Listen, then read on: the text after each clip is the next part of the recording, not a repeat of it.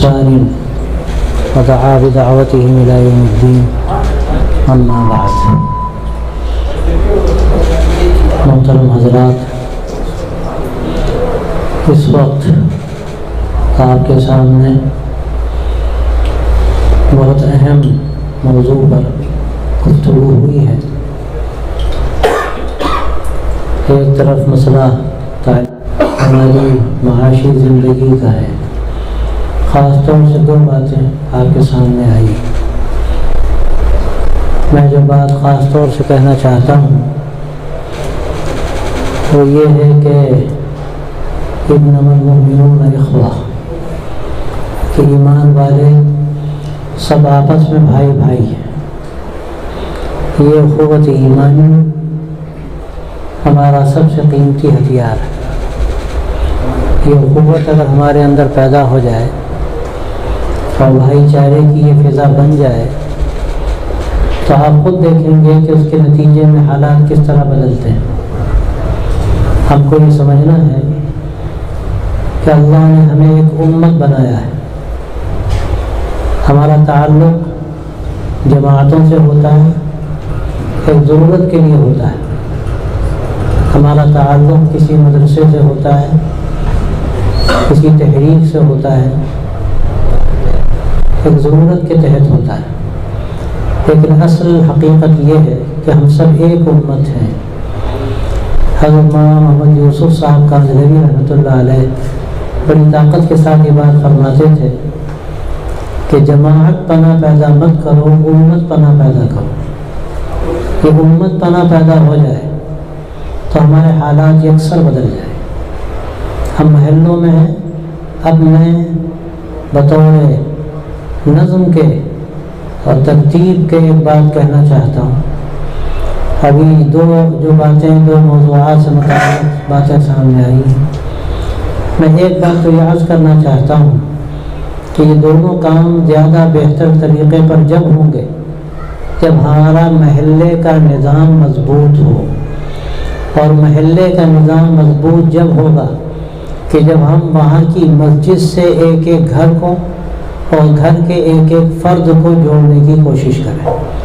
یہ ایک ایسا دائرہ ہے کہ اس چھوٹے سے دائرے میں انشاءاللہ اگر یہ دونوں محنتیں ہم کریں گے تو ہمارے لیے کام آسان. بات آئی تعلیم کی. پہلی بات یہ ہوئی کہ ہمارا ذہن نہیں بنتا. ماں باپ ہیں، 5ویں تک پڑھ لیا، چھٹی ملی، جا کے گئے دکان پہ بیٹھو، کچھ پیسے آئیں گے. کون ان کا ذہن بنائے گا؟ اسی محلے میں جو تعلیم یافتہ فکر مند ہمارے بھائی ہیں ان کی ذمہ داری ہے. ان کے ماں باپ کو سمجھائیں، بچوں کو سمجھائیں، ان کا ذہن بنائیں. یہ جو کونسلنگ ہوتی ہے اس کا بڑا فرق پڑتا ہے. لیکن آگے ایک مسئلہ اور بھی ہے جس کا ذکر یہاں نہیں آیا. ایک اور جو رکاوٹ سامنے آتی ہے وہ فیسز کی ہوتی ہے. ہمارے بچے کیسے آگے جائیں؟ جو بیچارہ غریب بچہ ہے، اس کے ماں باپ مزدوری کرتے ہیں لیکن وہ چاہتا ہے کہ وہ ڈاکٹر بن جائے اور بننے کی اس کے اندر صلاحیت ہے. اور یاد رکھیے اللہ نے صلاحیت ہر ایک کے اندر رکھی ہے. وہ صلاحیتیں چھپ جاتی ہیں لیکن ختم نہیں ہوتی. ان کو ذرا سا بیدار کرنے کی ضرورت ہوتی ہے. وہ کام کاؤنسلنگ سے آپ کر سکتے ہیں، لیکن اب جب مرحلہ آئے گا وسائل کا، وہ بھی مسئلہ آپ کو حل کرنا پڑے گا. اسی محلے میں ایک بات پھر زور دے کے کہتا ہوں، آپ کی کامیابی کا راز میں بتاتا ہوں. محلے کی ترتیب پر آپ چلیں گے آپ کامیاب ہوں گے. شاید آپ نے نگاہ بڑھائی آپ فیل ہو جائیں گے. ہوتا کیا ہے، جب جوش آتا ہے تو آدمی پھر سوچتا ہے چلو 10 محلے میں ہم کام کریں گے، اور نہ اپنے محلے میں کر پاتا ہے نہ دوسرے محلے میں کر پاتا ہے. ایک ایک محلے کی محنت ہوگی. یہ ذمہ دار حضرات ہیں، یہ تو جائیں گے سب جگہ، سمجھائیں گے جا کر لوگوں کو. لیکن وہ محنت کرنے والے جو محلے وائز محنت کر رہے ہیں، وہ محلہ بھی کیسے تقسیم ہوگا؟ مسجد کی ترتیب پر تقسیم ہوگا. ایک مسجد سے متعلق جتنے محلے اور اس میں جتنے گھر ہیں وہ اس مسجد سے اٹیچ ہوں گے. جب یہ ترتیب بنے گی کام ہمارے لیے آسان ہو جائے گا. اب اس محلے کی ترتیب پر یعنی مسجد وائز جو محلے بنے اس کی ترتیب پر ہمیں یہ دوسری محنت بھی کرنی پڑے گی کہ جو بچے آگے تعلیم حاصل کرنا چاہتے ہیں ہم ان کے لیے وسائل کا بھی انتظام کریں گے. اگر یہ محنت ہم کر لیں گے اور کس طرح کریں گے، ہر محلے میں امیر بھی ہیں اور غریب بھی ہیں، امیروں کو غریب سے اور غریبوں کو امیروں سے جوڑنا ہے، ان کی بھی ضرورت ہے۔ ہمارا یہ نہ سمجھیں کہ غریبوں کی ضرورت ہے جو ہم پوری کر رہے ہیں، وہ یہ سمجھیں کہ یہ ہماری اپنی ضرورت ہے جو ہم پوری کر رہے ہیں۔ محلے کی سطح بلند ہوگی دنیا میں بھی، اگر غور کریں آخرت کی بات میں نہیں کر رہا ہوں، دنیا کی بات کر رہا ہوں، آپ کی سطح بھی بلند ہوگی۔ نمبر 2، آپ جو ان کو دیں گے، آپ ان کو دے کر یہ مت سمجھیے کہ آپ احسان کر رہے ہیں، آپ اپنے اوپر احسان کر رہے ہیں کہ آپ نے دیا تو خزانے میں جمع کیا، اور قرآن مجید نے صاف صاف یہ بات کہہ دی کہ دے کر احسان مت جتلاؤ، اس سے بہتر ہے کہ مت دو تو یہ سمجھ کر دو کہ تم نے خود اپنے کو دیا ہے، تم اپنے کو بنا رہے ہو، یہ تمہارا محلہ بن رہا ہے، محلے کے رہنے والے بن رہے ہیں، حقیقت میں تم بن رہے ہو۔ تو یہ محنت اگر انشاءاللہ اس ترتیب سے ہوگی، محلے میں ایک کو دوسرے سے جوڑنا، یہ بڑی اہم بات ہے۔ تیسری بات میں عرض کرتا ہوں، اسکولوں میں بچے جا رہے ہیں، کالجوں میں بچے جا رہے ہیں، لیکن دین کی تعلیم سے بالکل دور ہے۔ ذمہ داری ہے آپ تمام لوگوں پر، فرض ہے کہ اسی مسجد میں مکتب کا انتظام کیجیے، اسی مسجد میں مکتب کا انتظام کیجیے۔ ہر بچہ اور ہر چھوٹی بچی اس مسجد میں آ کر 1 گھنٹہ 2 گھنٹہ دین کی تعلیم حاصل کرے، قرآن مجید سیکھے، اردو زبان سیکھے، مسائل سیکھے۔ دوسری بات یہ کہ جو بڑے ہیں ان کا بھی انتظام کیجیے، وہ جب سیکھیں گے تو ان کے اندر تبدیلی پیدا ہوگی، وہ جانتے ہی نہیں دین کیا ہے، دین کے تقاضے کیا ہیں، وہ مسجدوں سے سیکھیں گے تو انشاءاللہ ان کے اندر بھی تبدیلی پیدا ہوگی، اور بچوں کو پڑھانے کا ان کے اندر جذبہ پیدا ہوگا۔ پھر میں آگے ایک بات کہنا چاہتا ہوں جس کا تعلق، ابھی بات آئی بینکنگ سسٹم سے، گویا کہ آپ اپنا بینک بنا رہے ہیں، بیت المال بنا رہے ہیں۔ یہ بیت المال کے بارے میں بھی میں ایک بات عرض کرنا چاہتا ہوں جو ابھی میں نے کہی، اس کو بھی محلے کی حد تک محدود رکھیے، بالکل بھی آگے مت بڑھائیے، 2 محلوں کو مت جوڑیے، ہر محلے کا نظام الگ ہونا چاہیے۔ اگر آپ آگے بڑھیں گے، میں کیا آپ سے عرض کروں، 20 تجربات ہو چکے ہیں اور فیل ہو چکے ہیں، آپ اس میں پریشانی میں پڑ جائیں گے، اور آپ پھر نتیجہ کیا ہوگا کہ جو امیدیں ہیں وہ بھی ختم ہو جائیں گی۔ آپ کام کو محدود کیجیے، محدود کرنے کا مطلب کیا ہے، محلے کی ترتیب پر کام کیجیے، تعلیم کا کام بھی محلے کی ترتیب پر، اور یہ معاشی نظام بھی محلے کی ترتیب پر۔ بات یہ آئی کہ بھائی ہم نے لوگوں نے جو جب بینک میں جمع کرتے ہیں میں سود تو لینا نہیں ہے تو ہم یہاں جمع کر دیں گے، کچھ امانت دار لوگ ہوں جو اس کی ترتیب اور فکر رکھیں کہ وہ اس کا نظام بنائیں۔ اب کرنا کیا ہے، جو بیچارے غریب قرض لیتے ہیں تو ہمارے عمرا جو بینکوں میں رکھواتے ہیں وہ سود نہیں لینا ان کو، تو وہی عمرا ان غریبوں کو قرض دے دیں گے۔ اب مسئلہ سب سے بڑا جو پیش آئے گا وہ وصول یابی کا ہے، وہ بڑا مشکل کام ہے، جن لوگوں نے کیا خوب بھگتے ہیں۔ تو بات یہ آئی کہ 2 ضمانت لینے والے ہوں، جو بھی آیا، لیکن ظاہر ہے کہ ضمانت لینے والا ضمانت تو لے لے گا، اب وہ بیچارہ دیوالیہ ہو گیا، وہ دے نہیں سکتا، تو ضمانت دینے والا کہاں تک بھرے گا؟ اس کے یہ مسائل ہوں گے، تو اس کے لیے 2 باتیں، ایک تو یہ کہ آپ کچھ زر ضمانت رکھ لیجئے، عورتوں کے پاس زیورات ہوتے ہیں وہ محفوظ کر لیجئے اور آپ ان کو قرض دے دیجئے اس کی ترتیب پر، تو ان کے پاس ایک یہ خیال رہے گا کہ ہمارا زیور ہے، ہمیں پیسے دینے۔ اب مسئلہ یہ ہوا کہ بیچارہ دیوالیہ ہو گیا، وہ حقیقت میں نہیں دے سکتا، تو پھر اس کے ساتھ ہمیں زکوٰۃ کا وہاں محلے کا نظام بنانا پڑے گا کہ اس زکوٰۃ کے فنڈ سے ہم اس کا قرض ادا کریں۔ یہ ترتیب اگر آپ لے کر چلیں گے تو کچھ نہ کچھ کامیابی ملے گی، لیکن شرط ہے کہ محلے کی ترتیب رہے، آپ اس کو شہر کی ترتیب مت لائیے، 2 محلوں کی ترتیب پر مت لائیے، اور محلے کا نظام مسجد کی ترتیب پر چلے گا۔ ایک مسجد کے اطراف میں جتنے مکانات ہیں جو اس مسجد سے جڑے ہوئے ہیں، چاہے وہ 1 محلے کے ہوں، چاہے 2 محلے کے ہوں، چاہے 3 محلے کے ہوں، سب کو اس مسجد سے جوڑنا اور اس ترتیب پر ان سب کو لانا۔ یہ انشاءاللہ اگر آپ نظام بنائیں گے تو آپ دیکھیں گے کہ محلوں میں تبدیلی پیدا ہوگی۔ اب یہ پوری تفتیش ہوگی، یہ ایک دوسرے کی خبر گیری ہوگی۔ اللہ کے رسول صلی اللہ علیہ وسلم کے بارے میں آتا ہے، کان یتفقد اصحابہ، آپ صلی اللہ علیہ وسلم اپنے ساتھیوں کی فکر رکھتے تھے، خبر گیری کرتے تھے کون کس حال میں ہے۔ محلے میں کم از کم یہ ترتیب چلنی چاہیے۔ ایک بیچارہ فاقے میں ہے، باپ کا انتقال ہو گیا، بیوہ ہے اس کی، بچے ہیں چھوٹے، کوئی کمانے والا نہیں، واقعہ پیش آیا ہمارے یوپی میں کہ بیچاری وہ سوئی اور اٹھ نہ سکی اپنی بھوک کی وجہ سے، اس کو جو 2 روٹی ملی اپنی بچیوں کو کھلا دیا اس نے، بچیوں نے کہا ماں تم بھی تو تھوڑا کھا لو، تو بولی کہ میں تو برداشت کر لیتی ہوں، لیکن کیا برداشت کر پاتی ہوں، کب تک کر پاتی، بیچاری اس کی جان گئی۔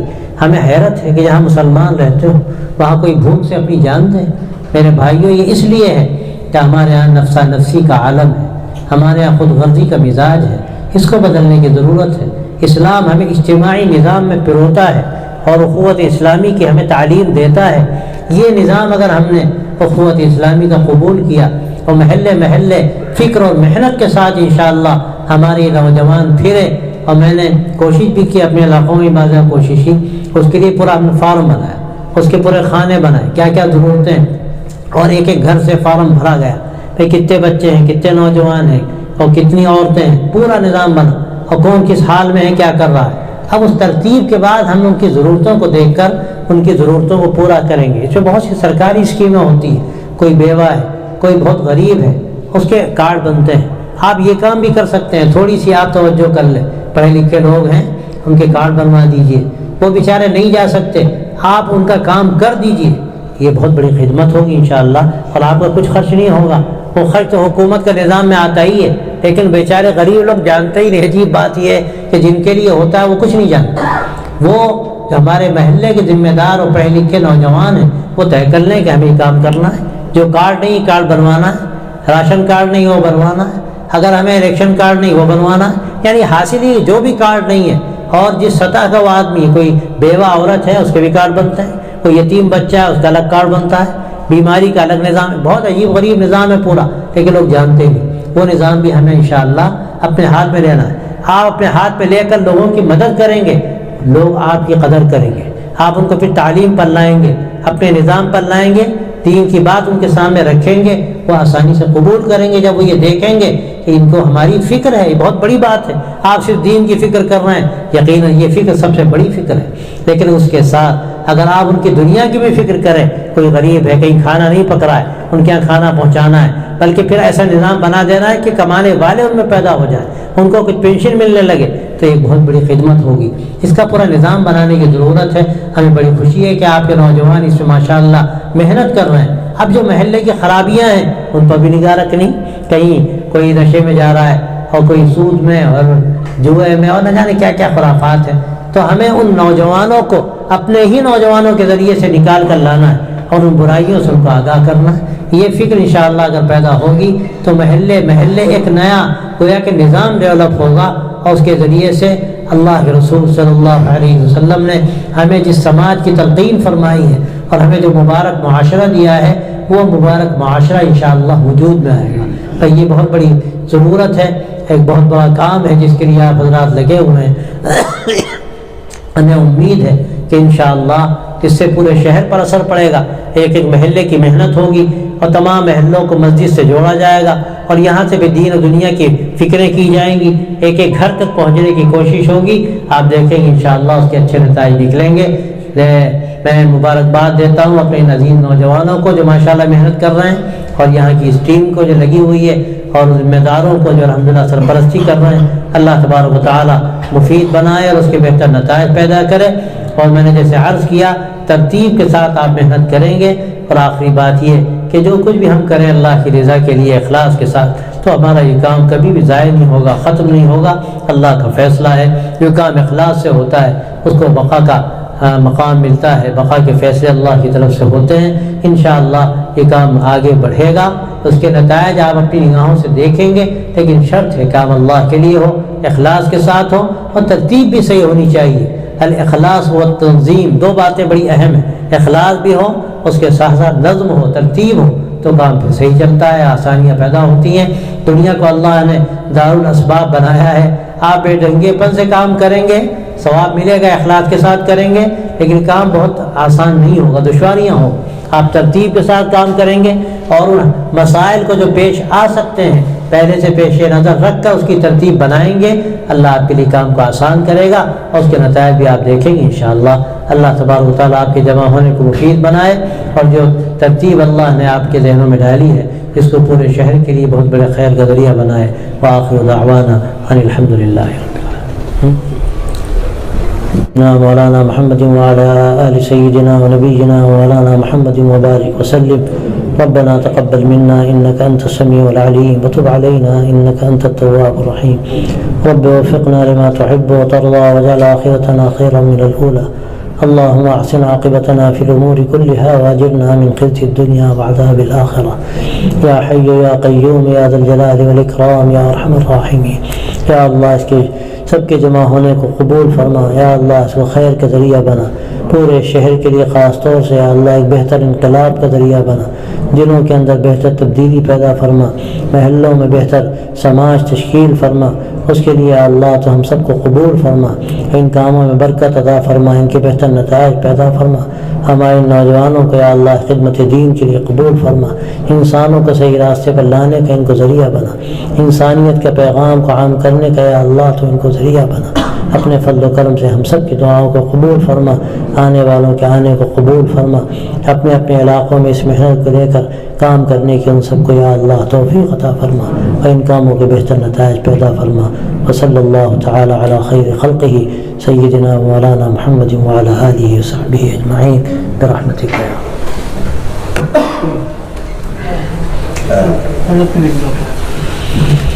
اللہ.